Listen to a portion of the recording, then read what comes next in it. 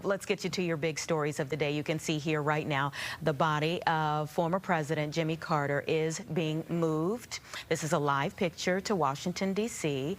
This is the trip that he will be taking. It's been a long road since Saturday when the services first began for the former president, our 39th.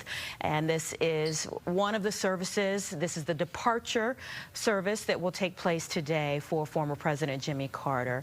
His casket leaving the Capitol Rotunda. Let's just listen in for a moment.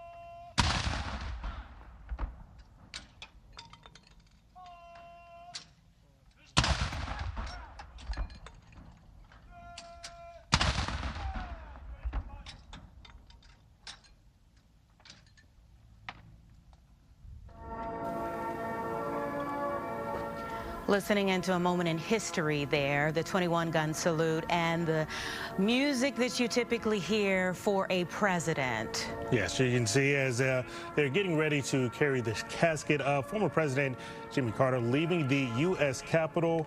From here, they will move along to the Washington National Cathedral where the national funeral service will take place.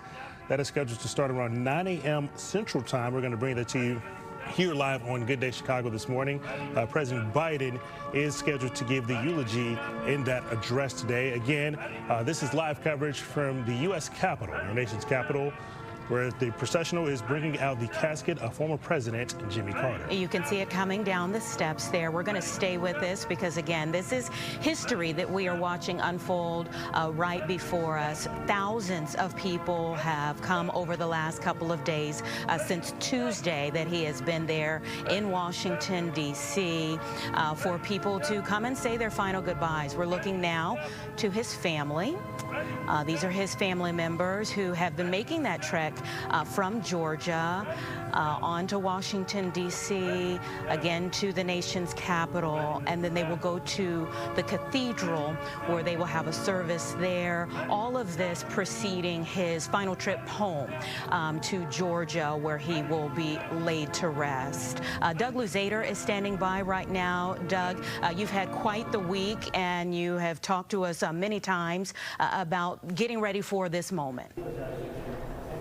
Well, and now we move on to the final phase of this here in Washington anyway, and that is going to be the state funeral at the National Cathedral, and that's where President Jimmy Carter will be taken now. We expect that funeral itself will last about an hour or so. It will be pretty well attended, about 3,000 people we expect, and of course it will be broadcast as well. And then when that concludes, he will be taken back to Georgia, and there will be a brief service there, a very small private service, and then he will be buried next to his wife at the family home in Plains. But you know, these state funerals follow a certain form. Generally, there's kind of a template, but each one is a little bit different for the individual president, and certainly the Carter family was deeply involved in planning this. Carter himself was involved in planning this. In fact, it was Carter who asked President Biden the last time they met to have Biden deliver the eulogy at the funeral today. And Doug, we also know that, as you mentioned, that President Biden is giving that eulogy, but former President Ford recorded one before his death almost 20 years ago. Just how unusual is it for a president to pre-record a eulogy for another member of their exclusive club? Well, he wrote a eulogy that will be delivered by his son, Walter Mondale. Similarly, wrote a eulogy that will be delivered by his son. Mondale, of course, was Carter's vice president. So, yeah, I mean, it will be among the tributes that we hear today at this funeral. And, of course, every living president will be in attendance today. Absolutely. And let's talk a little bit more about that, Doug, because it's been since 2018 that we've really, as a nation, paused for a day of mourning as this for a former president who has passed away, 2018 being George H.W. Bush. Walk us through, you know, the thing started on Saturday, how we got to this point. Right. I mean, it's a long process that involves stops kind of along the way. And we know, of course, Carter was brought here to the nation's capital. He was brought to the Capitol Rotunda, where he would lie in state for a couple of days to allow the public to cycle through the rotunda and say their final farewells. We saw President-elect Trump say a farewell yesterday, along with Melania Trump. And then this moves on now to the state funeral. So there's a kind of a public and private aspect to all of this. The public part of this was lying in state, where the public was able to go into the Capitol. The funeral, most people will not be able to attend, but it will be televised, so you can watch it. And then, of course, it will be very private ceremony in Georgia later on today. Mm-hmm. Doug Luzader, one more question for you. We know we're going to hear from President Biden today. Are we expected to hear from any of the other former presidents throughout today? Well, I'm not sure they're going to speak at the funeral, but as to whether they choose to make comments on the side, we really don't know at this point. We did hear President-elect Trump making some comments about having met with the Carter family and so on yesterday, but he is not expected to speak at the funeral. And let me just pause here, because one of the things that we talked to you about yesterday, and you mentioned all of the dignitaries, and we're watching so many people who are there as the hearse prepares to leave this area. Talk about the security. We have had obviously a busy week there at the Capitol, and it really is a busy month with this added in now.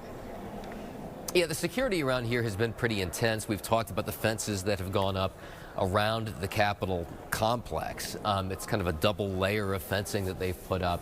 And this was done for a couple of reasons. First of all, January 6th, the certification of the election. On that day, security was extremely tight. It has backed off somewhat. The fences are still there, but you have access now to the Capitol complex. That's, of course, going to change come January 20th, when the security will be tightened up once again for the inauguration. We expect that fencing, though, will remain up for the entire time. Doug Luzader reporting from Washington as we are covering the final farewell to former President Jimmy Carter. Thanks for your time this morning, Doug.